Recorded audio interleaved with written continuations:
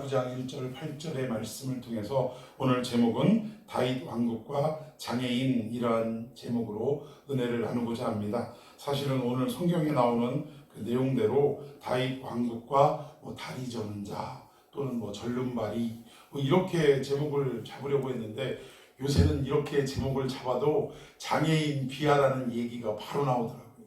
성경에서도 예전에는 소경, 안진뱅이 이런 말이 그냥 기록이 돼 있었는데, 요즘 설교에도 그 성경의 말씀을 그대로 이렇게 옮겨 놓으면 장애인 비하라고 또 이렇게 몸이 불편하신 분들이 또 이렇게 또 한 말씀씩 하시더라고요.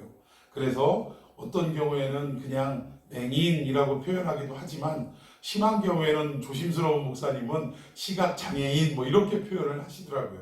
그래서 오늘 저도 제목을 다윗 왕국과 장애인이라는 이렇게 제목을 정해봤습니다. 자, 오늘 본문에는 무비보셋이라는 인물이 등장을 합니다. 오늘 이 인물에 대해서 살펴볼 텐데, 다윗이 지금 통합 왕으로 지금 등극은 했어요.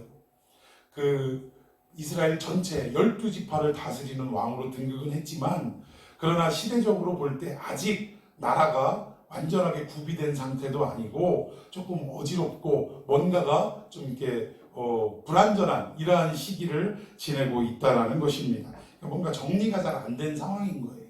근데 이런 상황에 다윗이 왕으로서 첫 번째 내뱉은 이야기가 있습니다. 그것이 바로 오늘 본문의 1절 말씀입니다. 우리 다 같이 읽어봅시다. 시작. 다윗이 이르되 사울의 집에 아직도 남은 사람이 있느냐? 내가 요나단으로 말미암아 그 사람에게 은총을 베풀리라 하더라. 아멘. 지금 어떤 상황적으로 볼 때 다윗은 사울이 왕으로 있던 그 왕조를 무너뜨리고, 사실 본인이 무너뜨린 건 아니죠. 하나님이 무너뜨리셨죠.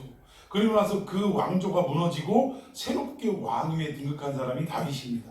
그러면 정치적인 계산으로 볼 때 사울과 다윗은 적대관계라고 말할 수 있어요. 그러니까 주변 다윗의 본 마음은 사울에게 열려 있고 억하심정이 없다라고 본인은 그렇게 생각할지 모르지만, 주변의 많은 사람들, 대다수의 사람들은 이 시선이 그렇게 보지 않고 있다는 거예요.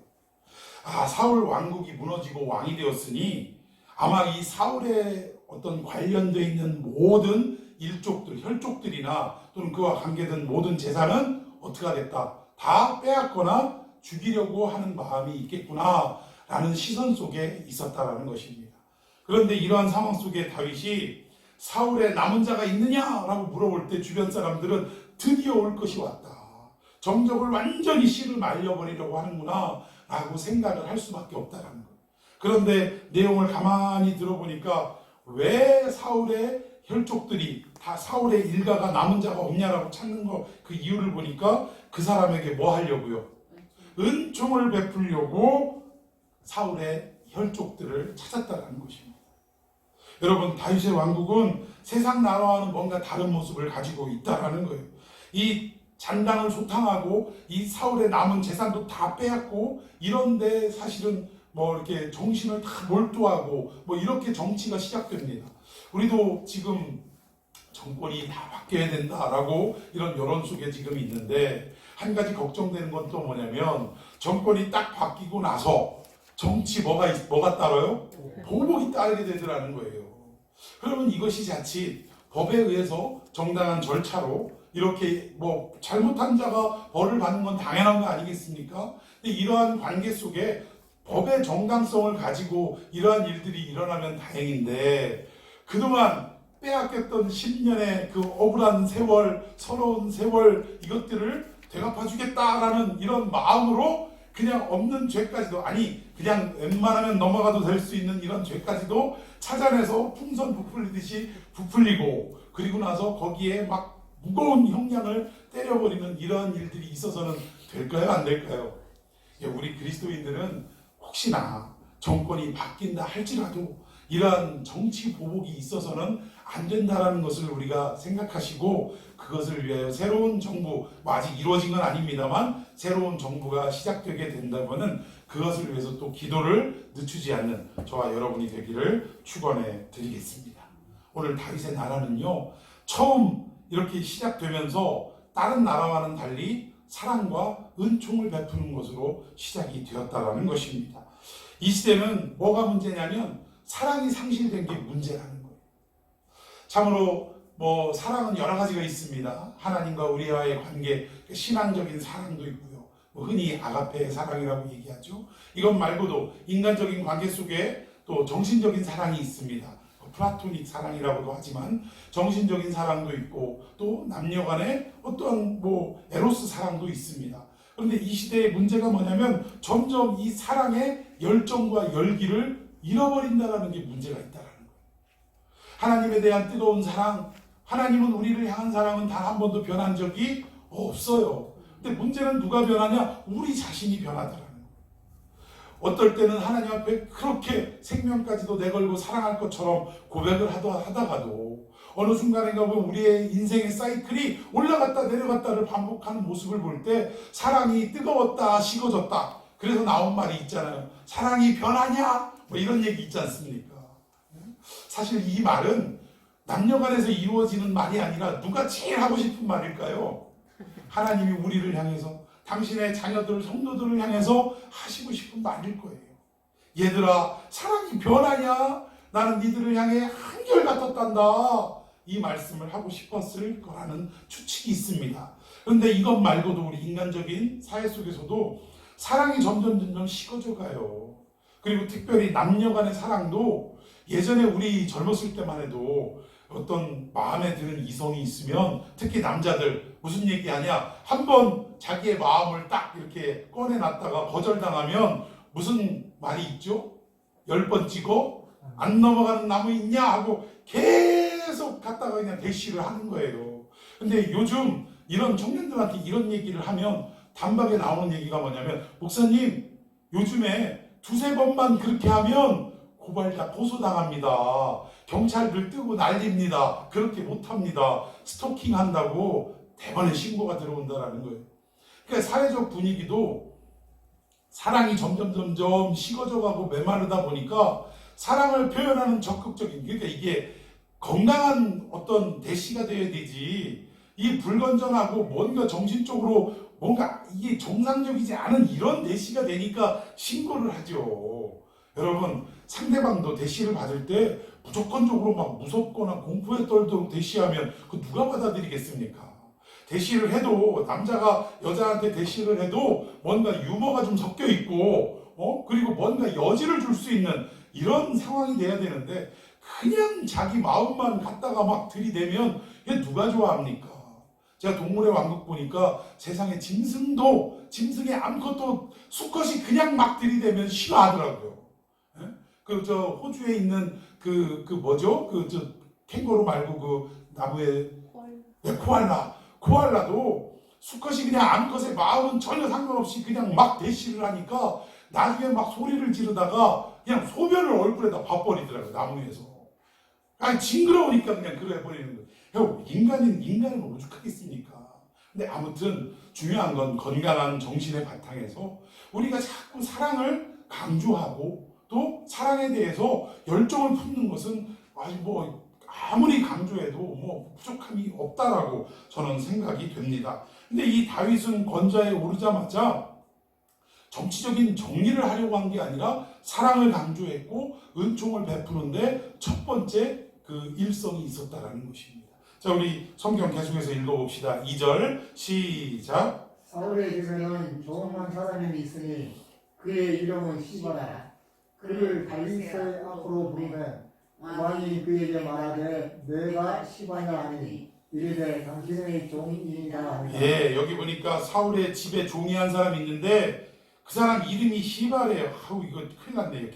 계속 이 사람 얘기가 나오는데, 이름이 나오는데 여러분 발음할 때 조심하시기 바랍니다. 예, 시바라는 사람이 있는데 이 사람이 사울의 종이었다. 자, 우리 3절도 읽어봅시다. 시작. 왕이 이르되 사울의 집에 아직도 남은 사람이 없느냐?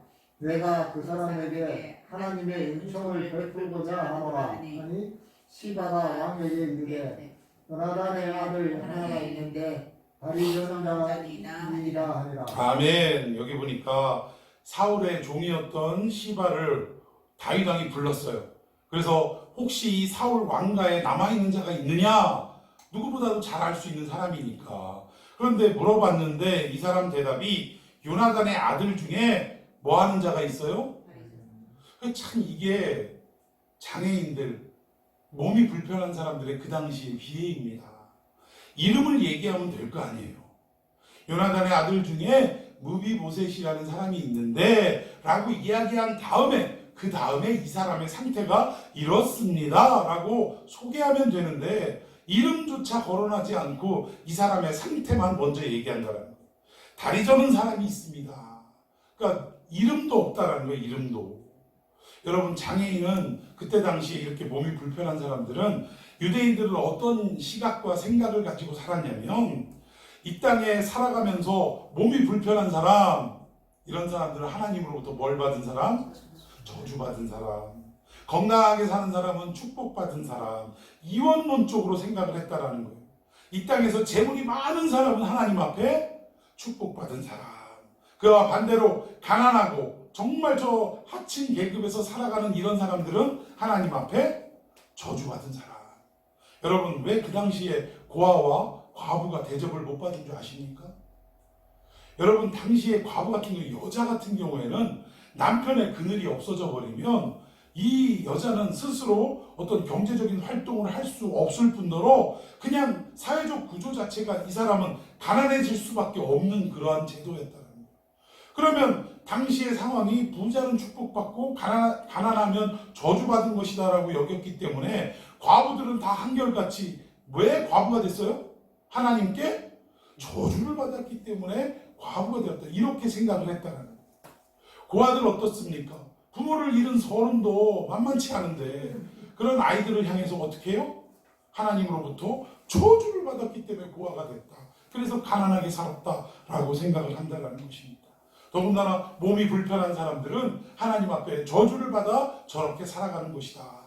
예수님 당시에도 그런 얘기가 있잖아요. 소경이 나오는데, 맹인이 나오는데 제자들이 묻기를, 예수님, 저자는 자기의 죄 때문에 맹인이 된 겁니까? 아니면 부모의 죄 때문에 맹인이 된 겁니까? 라고 물어보는 장면이 나오지 않습니까? 이렇게 그때 당시의 상황은 장애인들은 하나님으로부터 저주를 받아서 이런 아픈 상황 속에 살아가고 불편함 속에 살아간다라고 생각을 했다라는 거예요. 참 요나단의 집안 안에서도 이런 사람, 당시에 왕자 왕손 아닙니까? 그런데도 이런 취급을 받았다라는 거예요. 자, 이런 사람이 어디에서 사는가? 자, 4절 시작. 왕이 그에게 말하되 그가 어디 있느냐 하니 시바가 왕께 아들에게 로드발 아미엘의 아들 마길의 집에 있다 하니라. 예, 여기 로드발은 지명을 얘기합니다. 특정 지역을 얘기하는데 이 로드발이라는 지역의 특징이 뭐냐면 메마르고 간조해가지고 초목이 나지 않는 광야 땅이라는 거예요. 그 사람이 살기에 적합한 땅이 아니라는 것입니다. 그 사람이 살려면 가장 필수적인 게 물이 있어야 사는 거 아니겠어요? 그런데 간조한 땅이라는 것은 물을 구하기 어려운 땅이라는 것입니다.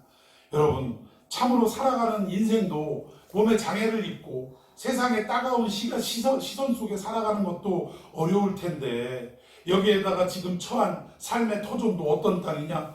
이 로드발이라는 건조한 땅, 풀 한 포기도 자라나지 않는 생명이 없는 그러한 땅에서 지금 거의 숨어 지내다시피 하며 살아가고 있다는, 은둔해서 살아가고 있다는 것입니다. 그 이유가 뭐냐? 사울의 왕가가 무너졌기 때문에 처음에는 블레셋에 의해서 죽임을 당했지만 결국 그 왕가가 무너졌기 때문에 결국 블레셋이 됐든 아니면 세상 사람들의 시각으로 정적인 다윗의 세력에 의해서든 이 사울의 왕가의 남은 혈족들은 어떻게 될 수밖에 없다. 죽임을 당할 수밖에 없다. 이 얘기. 그래서 급하게 피해서 숨어 들어간 곳이 로드발이라 이렇게 이야기할 수 있습니다. 자, 우리 5절도 한번 읽어봅시다. 5절 시작. 다윗 사람을 보내어 로드발 암미엘의 아들 마길의 집에서 그를 데려오니. 예, 몸도 불편하고 또 세상의 시각도 따가운 상황 속에서 이 로드발이라는 생명도 없는 그러한 땅에서 이렇게 비참하게 살아가는 이 무비보셋의 소식을 들은 다윗이 어떻게 했다고요? 그를 마길의 집, 즉 거처하고 있는 마길의 집에서 그를 어떻게 했다고요? 데려왔다. 여러분, 무비보셋은 다윗의 은혜와 은총이 없으면 이 마길의 집 로드발에서 단 한 발자국도 옮길 수 없는 인생이었습니다. 그런데 다윗이 은총을 베풀고자 하는, 사랑을 베풀고자 하는 그 마음을 가지고 그를 불러들였기에 그는 그 로드발에서 마길의 집에서 옮기움을 받을 수 있게 됐다는 거예요.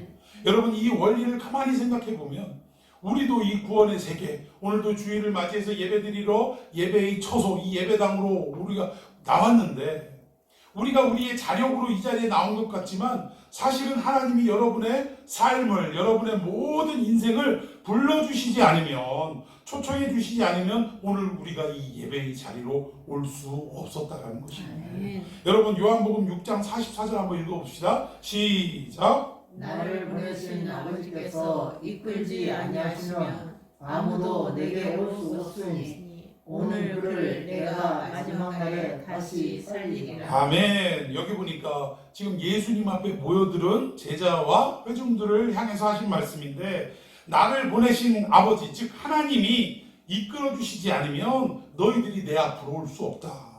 오늘 우리는 예수 그리스도의 이름 앞으로 모인 자들인 줄로 믿습니다.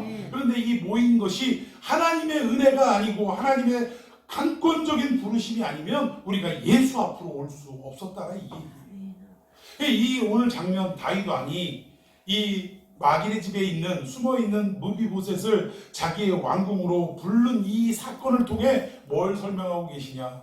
우리가 세상 죄악 속에 생명 없는 이 죽음의 땅 속에 거하고 있었던 존재인데, 예수 그리스도를 이 땅에 보내셔서 십자가에 달려 대신 죽게 하심으로 말미암아 하나님이 이제 우리의 모든 죄를 씻어주시고 어떻게 하신 거예요? 우리를 당신의 나라로 불러주셨다, 이 얘기입니다. 당신의 품으로 불러주셨다, 우리를 구원의 세계로 불러주셨다, 이 얘기를 사실은 숨어놓고 숨겨놓고 다윗의 삶을 통해 우리에게 메시지로 전해주시고 있다는 거예요. 단순히 역사를 통해 다윗이 무비보셋을 불쌍히 여겨서 자기의 왕궁으로 불려들였다, 이 사건을 통해 더 큰 시야를 우리가 가지고 보면 하나님이 죽음의 땅에 있던 우리들을 구원의 세계로 불러주셨다, 이것을 강조하기 위해 오늘 사건을 기록했다라는 것입니다. 자, 원래는 이 무비보셋 이름의 뜻이 뭐냐면 부끄러운 자라는 뜻이에요. 이름조차 부끄러운 자. 도대체 어떻게 이름을 이렇게 지었는지. 사실 이분이 장애를 입은 것은 선천적인 장애는 아닙니다. 후천적인 장애예요. 아직 아기 때 유모에게 젖을 먹일 그때에 사울이 전쟁터에서 죽었기 때문에 이 원수들로 인해서 급하게 막 이 죽임을 당할까봐 유모가 끌어안고 막 급하게 가다가 떨어뜨리는 바람에 다리에 장애가 왔다는 거예요. 그런데도 불구하고 이름을 날 때 분명히 지었을 텐데 무비보셋, 부끄러운 자라고 이름을 지었다는 거예요. 근데 아무튼 이 부끄러운 자라는 이름처럼 무비보셋의 일생은 장애를 입고 부끄러워 사람들 앞에 드러내지 못하고 숨어 지낼 수밖에 없는 부끄러운 인생이었다는 거예요.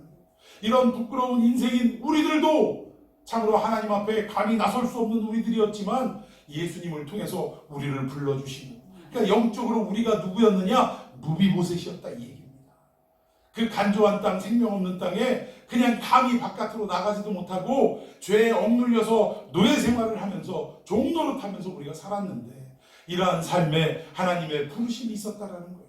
아무개야, 내가 너를 사랑한다, 나의 품으로 들어오라 라고 초청해 주셨다라는 사실입니다. 자, 우리 6절 한번 계속 읽어봅시다. 시작. 사울의 손자 요나단의 아들 무비보셋이 다윗에게로 나와 그 앞에 엎드려 절하며 다윗이 이르되 무비보셋이여 하니 그가 이르기를 오소서 당신의 종이니이다. 아멘.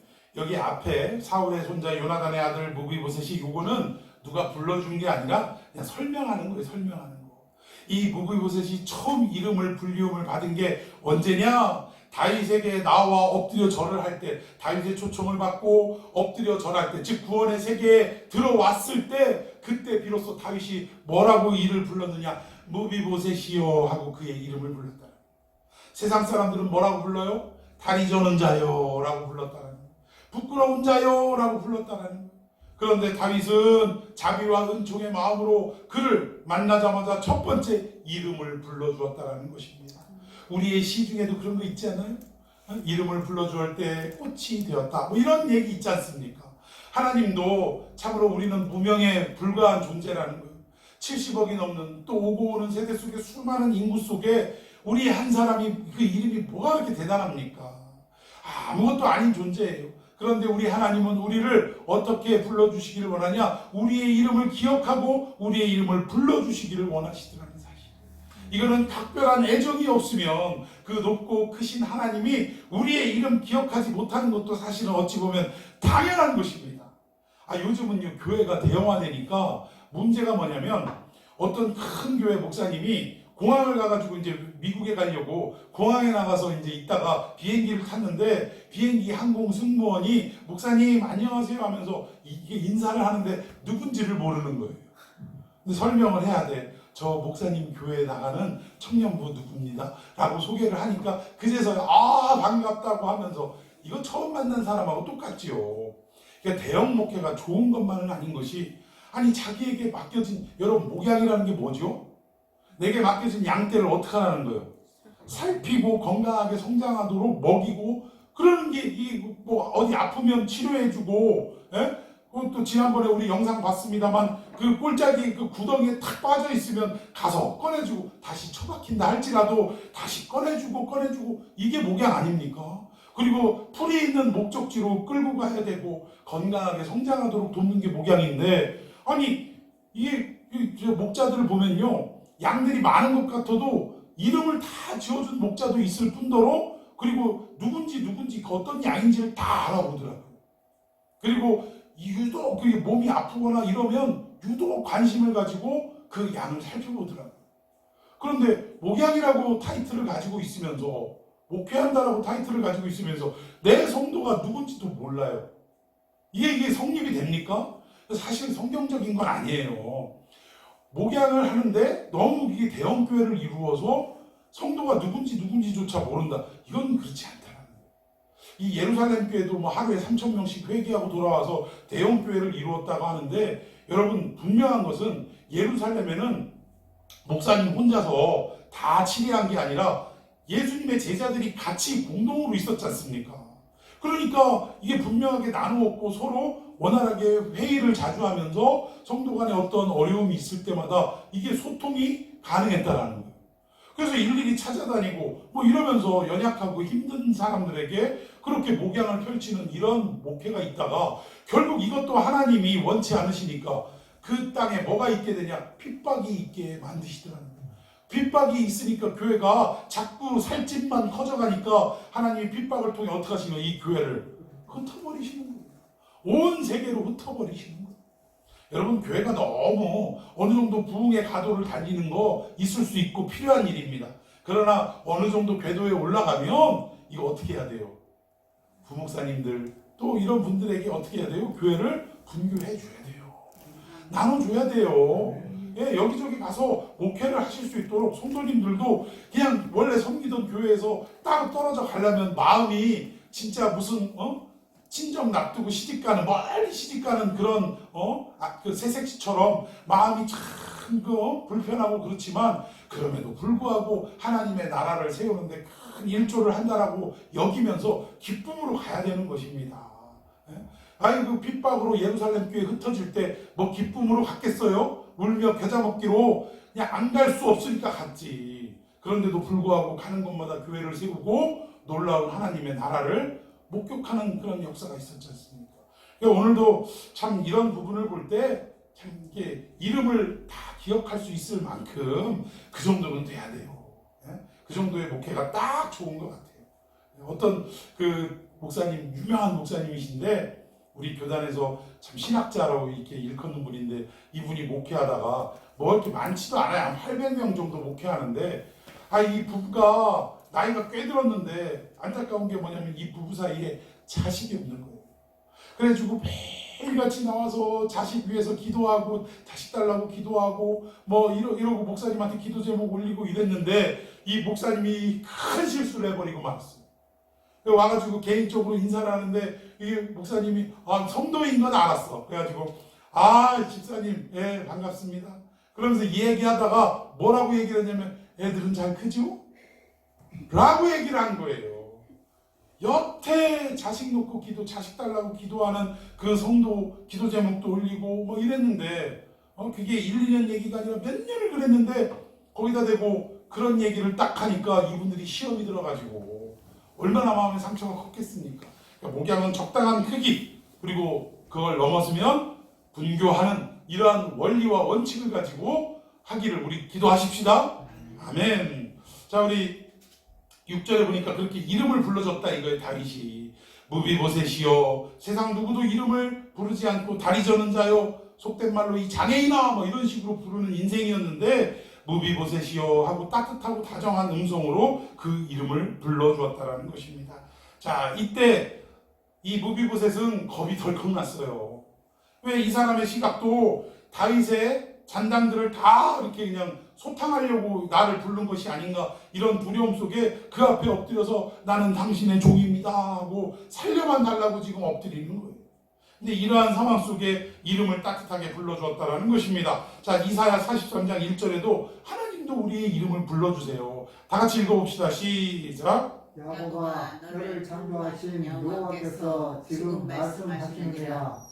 이스라엘아 너를 지으신 이가 말씀하시느니라. 너는 두려워하지 말라. 내가 너를 구속하였고 내가 너를 지정하여 불렀나니 너는 내 것이라. 아멘. 지금 이 야곱 이스라엘 백성들을 향해 하시는 말씀인데 여기 마지막에 보면 내가 너를 지명하여 불렀대. 지명이라는 것은 손가락으로 이름을 딱 부르면서 너 하고 찍었다 이 얘기예요. 너 아무개야 하고 딱 찍었다 이 얘기입니다. 하나님은 우리를 부르실 때 결코 그냥 어떤 뭐 도매금으로 넘기듯이 대충 그냥 이렇게 부르시는 것이 아니라 이름을 정확하게 아시고 이름을 부르시면서 심지어는 너 하고 손가락을 딱 해가지고 우리를 그냥 세상 말로 이걸 뭐라고 하냐면 애들 말로 찜 했다고 해요. 찜. 너 찜! 딱 이렇게 지명해서 우리를 부르시는 하나님이라 이렇게 말씀하고 있어요. 여러분 오늘 다윗이 무비보셋이여 하고 이름을 불러준 이 사건을 통해 우리가 깨달아야 하는 것은 어렵고 힘든 상황에 처한 분들을 우리가 이름을 불러주면서 얼마나 무시해요. 왜 아저씨? 막 이러면서 막 어떤 경우에 어이! 뭐 이러면서 부르지 않습니까? 약자들을 향해 이렇게 막 정말 무시하는 듯이 부르는데 왜 이런 사람들을 이름을 불러주면서 존중을 해줘 이런 차원에서 머무는 내용이 아니라는 거예요. 하나님이 우리를 그 죽음의 세계에서 그 어둠의 세계에서 구원하실 때 우리를 함부로 대하시는 것이 아니라 우리를 그 따뜻한 음성으로 직접 지명해서 부르시면서 우리를 대우해 주셨다 이 얘기입니다. 그러면 우리가 연약한 자들을 향해서 어떠한 구제의 손길을 펼칠 때도 어떠한 심정으로 해야 되냐? 박애주의 정신으로 아우 불쌍해라 이런 마음으로 해야 된다라는 게 아니에요. 우리가 구원을 받을 때 이런 입장에서 구원을 받았다는 것을 생각해서 하나님이 나를 이렇게 여기셨으니 나도 이 하나님의 사랑을 알지 못하는 어려운 이분들에게 이 사랑을 어떻게 하는 거예요? 전달하는 거예요. 여러분 우리가 누군가를 도울 때는요 이 인본주의적이고 어떤 박애주의 뭐 이런 인권주의 이런 걸로 돕는 게 아닙니다. 아유 먹을 것을 못 먹고 불쌍해서 어쩌나 이런 차원이 아니에요. 우리가 그 자리에 있었는데 하나님이 우리를 건져주신 것처럼 나도 그 구원의 사랑을 이분에게 소개하는 거. 그 마음으로 하는 것입니다. 그래서 우리가 가급적이면 누구를 돕는다라는 표현보다 섬긴다라고 하는 게 맞는 것입니다. 누가 누구를 돕습니까? 우리는요 누구를 도울 주제가 안 돼. 존재가 안 됩니다. 우리도 하나님으로부터 도움받기 어려운 도움받기에 급급한 인생인데 우리가 누구를 도와요. 우리가 죄인인데 어떤 죄인을 구원합니까? 그래서 우리가 가급적이면 돕는다라는 표현보다는 섬긴다라는 표현 또 하나님의 명령대로 사명 감당한다라는 표현이 옳다라고 저는 생각을 합니다. 자, 우리 7절 한번 읽어봅시다. 시작. 다윗이 그에게 이르되 무서워하지 말라. 내가 반드시 내 아버지 요나단으로 말미암아 내게 은총을 베풀리라.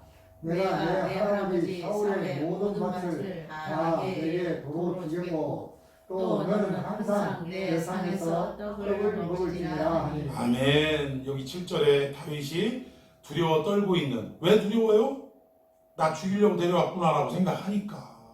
그런데 그 무비보셋에게 첫 마디가 이름을 불러주면서 그 다음에 떨고 있는 그를 보며 무서워하지 말라, 두려워하지 말라. 여러분, 신약에서 이거 어디서 많이 듣긴 얘기 아니에요? 부활하신 예수님이 무서워서 온 방문 창문 다 걸어잠그고 지들끼리 그냥 덜덜덜덜 떨고 있는 제자들에게 문을 열지도 창문을 열지도 않고 스르륵 나타나셨어요. 그리고 나서 첫 번째 하신 말씀이 뭡니까? 두려워하지 말라, 평안할지어다 하고 숨을 내뿜으면서 이렇게 말씀하셨어요. 여러분, 이 말씀은 부활하신 우리 예수님이 아직도 예수님의 죽음 때문에 두려워하는, 또 사실은 제자들이 두려워한 것은 정치범으로 몰려서 사형을 당해서 우리도 붙잡혀서 그렇게 죽을 수밖에 없는 거 아닌가 라는 이 두려움과 공포 속에 살아가고 있었는데, 예수님은 이러한 어떤 세상적인 두려움 다 몰아내 주시고 두려워하지 말라, 내가 너의 두려움의 모든 내용들을 알고 있다, 그리고 그 두려움들을 다 내가 물리쳐 주리라, 이러한 약속하에, 이런 전제하에 두려워하지 말라, 무서워하지 말라라고 말씀해 주셨다라는 것입니다. 결국 무엇이 우리를 두렵게 합니까? 우리도 살아가면서 참 걱정되고 염려되고 무서운 것들이 있어요. 이것들이 다 어떤 것들이냐면 신앙적으로 두려운 거 거의 없습니다. 우리는 세상적으로 물질 때문에 두려워하고, 내 명예와 또는 내 어떤 직책 때문에 두려워하고, 자식의 문제, 가정의 문제, 또 건강의 문제, 이런 것들로 두려워해요. 인간관계 때문에 두려워합니다. 그러니까 이런 것들로 두려워 떨고 있는 우리들, 결국 무엇 때문에 그러냐? 하나님이 내 인생을 책임져 주신다라는 믿음이 부족하기 때문에 그렇다. 아무리 어려운 상황 속에 처해 있더라도 하나님이 나를 건져주시고, 분명히 내 인생의 마지막은, 이 모든 문제의 마지막은 해피엔딩으로 끝난다라는 확신이 있으면 어떤 어려움이 있어도 우리가 두려워하지 않을 수 있다는 거예요. 그런데 우리가 세상 것을 가지고 걱정하는 것은 이 세상 것을 책임져 주시는 분이 우리 주님이라는 사실을 자꾸 망각하기 때문에 두려워 떨고 있다는 것이죠. 여러분, 이 아브라함도 두려워 떨 때가 있었어요.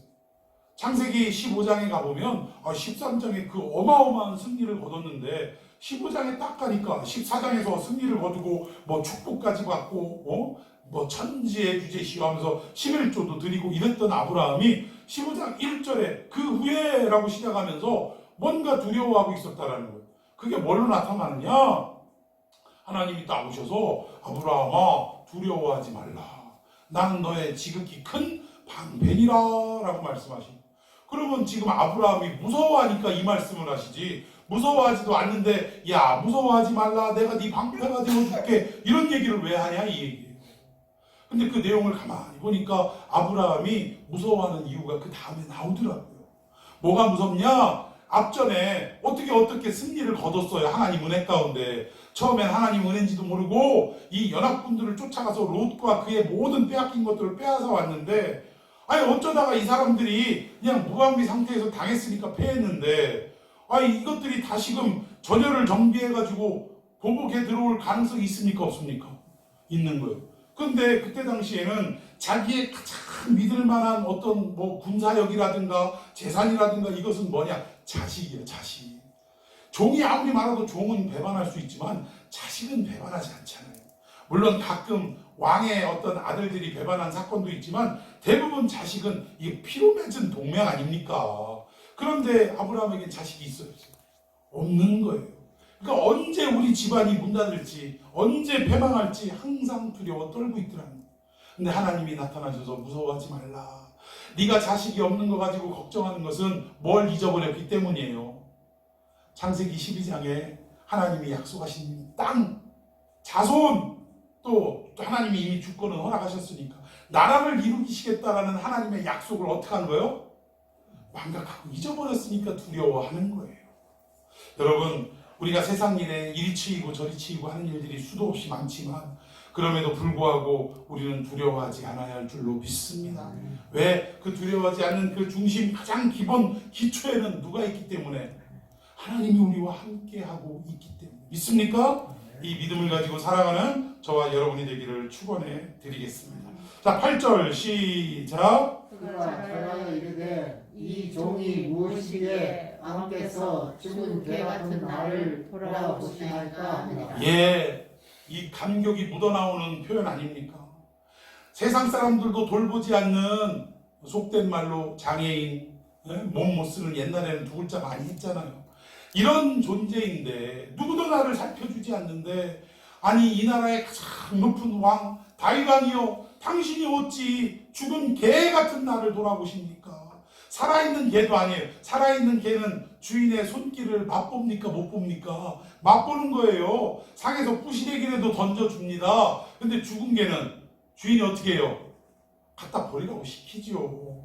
그런 존재인 자기 자신을 무엇이 간데 이런 은혜를 베풀어 주십니까? 사랑을 베풀어 주십니까? 여기 보니까 7절에 사울의 모든 밭을 다 돌려주고, 그리고 더 중요한 거, 너는 앞으로 밥 먹을 때 어디서 먹으래요? 내 밥상에서, 다윗의 밥상에서 함께 먹으래요. 다윗의 밥상에서 함께 먹을 수 있는 자격자들은 누굽니까? 다윗의 아들들이에요. 왕자들입니다. 그런데 이 요나단의 아들, 세상 사람들조차 거들떠보지도 않는 이런 장애인인 무비보셋을 다 재산도 돌려줄 뿐더러 어떻게 한다고요? 다윗의 밥상에 함께 참여하는 축복을 허락해 주셨다는 거예요. 여러분, 이거 시편에서 나온 얘기 아니에요? 내 원수의 목전에서 내게 상을 베푸시고, 그리고 어떻게 해요? 내게 상을 베푸셨다는 말이 상장을 줬다는 얘기가 아닙니다. 밥상을 베풀어 주시고 잔치상을 베풀어 주셨다니까. 그리고 그 상에 함께 참여해서 밥을 같이 먹는, 여러분, 유대인에게 밥을 같이 먹는다, 식사를 같이 한다 라는 것은 어떤 의미냐? 이거는 가족 공동체로 인정한다 이 얘기예요. 유대인들 절대, 지금도 그래요, 아무나 초청하지 않습니다. 특히 이방인들 절대 초청하지 않습니다. 제가 몇 번 말씀드린 것 같은데, 사실은 이방인들이 자기의 집 안으로 발을 디디는 것조차도 싫어해요. 우리 그 은사 되시는 그 예루살렘 대학에서 총장까지 하신 고세진 목사님이 계시는데, 이분이 거기에서 얼마나 이 유대인들하고 소통이 잘 되냐면, 아주 그냥 왜 우리끼리 하는 농담 있잖아요. 이런 농담까지도 주고받을 만큼, 슬랭까지도 가능할 만큼 그 정도로 아주 언어에 뛰어나신 분인데, 옆에 이사를 와서 인사를 해도 안 받아주더래요. 새로 나 여기 이사 왔습니다 하고 이 교제를 하려고 해도 안 받아주더래. 가라고 종색을 하면서 나가라고 이러더래요. 근데 어느 날 이 사람이 얼굴색이 환하게 웃으면서 미소를 띠면서 와가지고, 안녕하시냐고 하면서 우리 집에 좀 이렇게 오라고, 지금 오라고 이런데, 깜짝 놀래가지고, 아니 발도 못 디디게 하다가 왜 오라고 하는가. 드디어 마음이 열렸구나, 기쁜 마음으로 오라고 해서 갔대요. 갔는데 거실 이렇게 주방 쪽에 딱 이렇게 부르더니 냉장고 문이 열려 있는 거예요. 요거를 좀 닫아달라고 하더래요. 그래서 그 문을 딱 닫아주고, 아이고 이런 거 갖고 불렀냐, 부탁을 하냐고, 얼마든지 하라고 했더니 갑자기 얼굴색이 딱 돌변하면서 나가라고 그러더래요. 이유인즉 그날이 무슨 날이었냐? 안식일이었어요. 이분들은 전기 제품 같은 거 사용하지 않습니다. 직접 손으로 작동하고 이러는 게 안식일을 어기는 거예요. 근데 어떻게 하다가 냉장고 문이 전날 열렸었던 모양이에요. 근데 이걸 닫지를 못해가지고 생판 그냥 짐승 보듯이 그렇게 여기던 이 교수님을 그렇게 생긋생긋 울면서 부르더니 그거를 닫게 하고, 그리고 나서 그걸 닫으니까 당장에 얼굴색이 본래대로 돌아가면서 나가라고 그러더래요. 이만큼 자기 집에 들여오는 것도 허용을 하지 않는 사람이 자기의 식탁에 허용을 한다는 것은 뭐로 인정하냐? 우리의 가족 공동체로 인정한다, 그 얘기예요. 아무하고 식사하지 않습니다. 여러분, 오늘 이 다윗이 무비보셋을 내 식탁에 참여하라라고 이야기한 것은 뭐냐? 왕자들만 누릴 수 있는 이 특권을 너도 누리게 해주겠다라는 초청이었다는 사실. 그 무비보셋도 사실은 엄밀히 따지면 왕자 중에 하나 아니겠습니까? 왕손이겠죠, 왕손. 정확하게 말하면 그도 그만한 대우를 받을 만한 위치에 있지만 나라가 망했으니까 그 모든 특권을 한꺼번에 잃어버린 거예요. 이 잃어버린 특권을 이 다윗이 다시금 회복시켜주고 있는 장면인 것입니다. 여러분, 우리도 마찬가지예요. 우리도 하나님의 형상대로 지음받은 하나님의 자녀들이었는데, 우리가 타락하고, 아담이 타락하고 그 이후로 죄와 친구 삼아 살아가던 우리의 인생을 예수 십자가 보혈의 공로로 말미암아 우리를 다시금 어디에 참여케 하시냐? 하나님의 식탁에 참여케 하시는데, 이 의미는 뭐냐? 새로운 가족 공동체로, 하나님의 가족으로, 하나님의 자녀로 인정해 주시는 행위라 이 얘기입니다. 여러분, 하나님의 식탁에 참여하는, 초청받는 귀한 은혜의 역사가 있기를 예수님의 이름으로 축원해 드리겠습니다. 지금 사실 이 얘기하는 거예요. 우리 구원의 세계를 다윗과 무비보셋을 통해서 일일이 설명하고 있는 것입니다. 자, 9절 10절 제가 먼저 읽습니다. 왕이 사울의 시종 시바를 불러 그에게 이르되 사울과 그의 온 집에 속한 것은 내가 다 내 주인의 아들에게 주었노니 너와 내 아들들과 내 종들은 그를 위하여 땅을 갈고 거두어 내 주인의 아들에게 양식을 내주어 먹게 하라.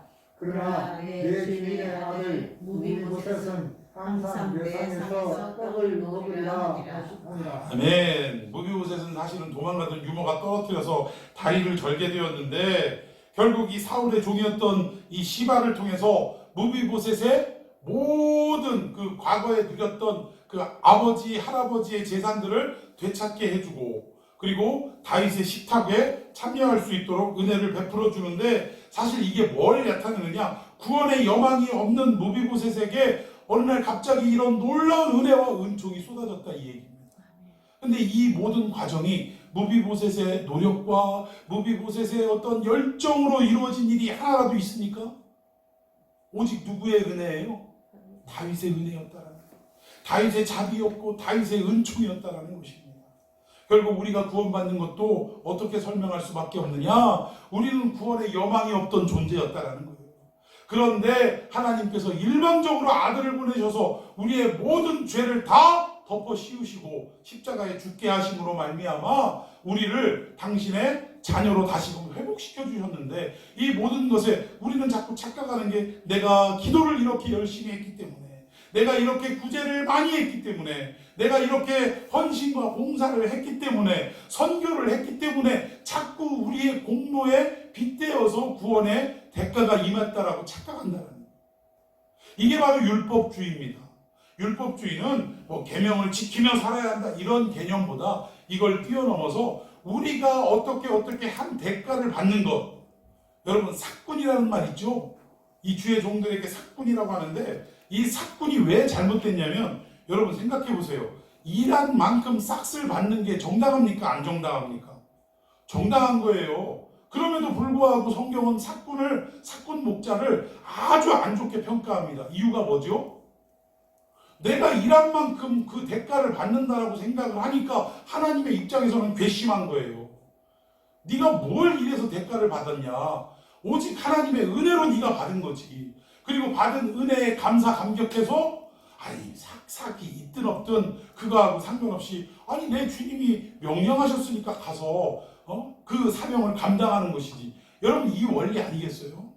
그래가지고 자꾸 이 목사님들이 그 사례를 받는 것에 대해서 이 세금을 내는 것이 아니 돈 내기 싫어서가 아니에요. 아니 뭐 돈 내는 거 그거 뭐 어렵습니까? 아니 뭐 세금 내라고 하면 아니 내겠다 이거예요. 근데 중요한 건 뭐냐? 이게 무슨 세법에 적촉이 되냐면 소득세입니다. 소득세. 소득세라는 게 뭐예요? 일한 만큼 버는 거에 대한 대가 아닙니까? 근데 목회는 그런 게 아니에요. 내가 목양을 해서 그 대가를 받는 게 아니라 그냥 하나님이 뭐 대가가 있든 없든 하라라고 명령하셨으니까 이 일을 감사함과 기쁨으로 감당을 하는데, 이 땅에서 먹고도 살아야 되고 가족도 거느려야 되고 하니까 이 성도들이 어떻게 하는 거예요? 거기에 합당한 사대를 하는 겁니다. 그러니까 이건 세금의 항목과 사실은 관련이 있어요, 없어요? 없는 거죠.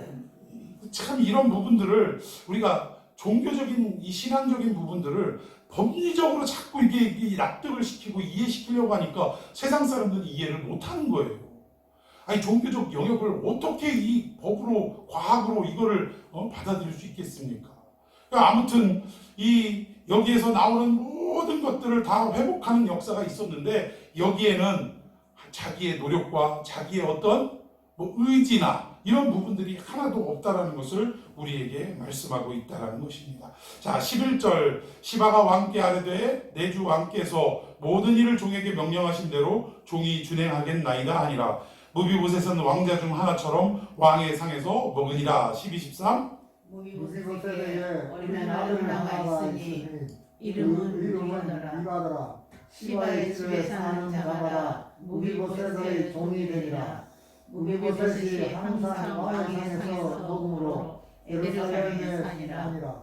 그는 두 발을 다 들더라. 예, 아멘. 오늘 무비보셋의 인생을 보면 누군가의 도움을 받지 않고는 살 수 있습니까? 없습니까? 없는 인생이에요. 그러니까 두 발을 다 절었대요. 한 다리만 저는 줄 알았더니 두 다리가 다 불편하다라는 것을 여기에서 확인을 할 수 있습니다. 미루어 볼 때 유모가 떨어뜨렸을 때 한 다리를 절었더라 라고 이야기하는데, 그러면 나머지 한 다리는 언제 절었을까요? 태어나면서부터 저런 거예요. 태어나면서부터 장애를 입고 살아가던 아기였는데, 그런데 그 위급한 상황 속에서 유모가 안고 다 도망을 가다가 떨어뜨려서 남은 발마저도 장애를 입게 됐다는 것입니다. 그러니까 이름이 부끄러운 자라라고 이름을 지었던 배경이 이해가 가는 거예요. 근데 우리가 결국 여기에서 알 수 있는 것은 무비보셋의 인생 속에 왕손으로 태어났지만 결국은 가장 비참한 인생으로 전락을 했지만 그 전락한 인생 속에서 다시금 회복되어지는 과정에는 자기의 노력과 자기의 어떤 의지나 자기의 실력이 하나도 포함되지 않았다는 거예요. 전적으로 다윗의 부르심이었고 다윗의 은혜와 은총이었고 자비와 사랑이었다는 것입니다. 이러한 역사를 통해서 우리가 알 수 있는 것, 우리가 구원받는 것도 전적인 하나님의 은혜요, 하나님의 축복이라는 것 우리가 깨달아야 합니다. 문제는 결국 무비보셋에게 있어서의 문제점도, 인생의 문제점도 결국은 가난이라는 것도 포함되고 또 돌보지 않는, 누구도 자기를 돌보지 않는 이 멸시한 이런 어떤 사회적인 어떤 위기다. 그런데 이런 모든 문제가 자기 스스로 해결하는 것이 아니라 전적으로 다윗이 다 해결해 줬다 이 얘기. 모든 재산 다 회복시켜주고 왕의 밥상에서 함께 상을 나누는 이러한 어떤 회복의 역사가 다윗을 통해서 있었다라는 것입니다. 이걸 통해 우리가 또 깨달을 수 있는 것, 우리가 인생을 살아가면서 수많은 문제를 부닥치고 살아가요. 그러면 우리는 문제를 해결하는 자가 되어야 할 것이냐, 아니면 해결받는 자가 되어야 할 것이냐. 여러분, 정답이 어디입니까? 해결을 받는 자가 되어야 된다. 아멘. 우리가 자꾸 우리의 어떤 배운 어떤 지식, 경험, 또 여러 가지의 상황 이런 것들을 고려하면서 우리가 자꾸 해결하려고 애쓰는 것, 이것보다도 그러니까 이 모든 것들이 다 헛된 거예요. 헛된 거. 그런데 하나님이 나의 해결자가 되어주셔서 내 인생을 한번 핸들링 해주시면, 그러면 그 어떤 것도 해결할 수 없었던 문제조차도 다 사라지게 될 줄로 믿습니다. 어떤 교회 가보니까 현수막으로 딱 크게 붙였더라고요. 그 문구가 제 마음에 딱 사로잡혔어요. 간단한 문구였는데 뭐였냐면 문제보다 크신 하나님이라는 문구였습니다. 여러분, 우리는 그 큰 문제 속에 어떻게 하면 이걸 해결할까 하고 허우적거리지 말고 그 문제보다 더 큰 하나님을 우리가 의지하고 신뢰할 때 하나님이 우리의 해결자가 되어주셔서 모든 문제를 다 해결해 주시고 극복해 주실 줄로 믿고 살아가는 귀한 성도가 되기를 예수님의 이름으로 축원해 드리겠습니다. 오늘 핵심, 우리의 구원도 하나님의 일방적인 초대요 사랑이었고 우리 인생의 문제도 하나님의 전적인 해결해 주심에 달려있다는 거예요. 이 믿음 붙들고 하루하루 살아가는 저와 여러분이 되기를 예수님의 이름으로 축원해 드리겠습니다. 오늘 말씀 붙들고 우리 함께 기도하십시다.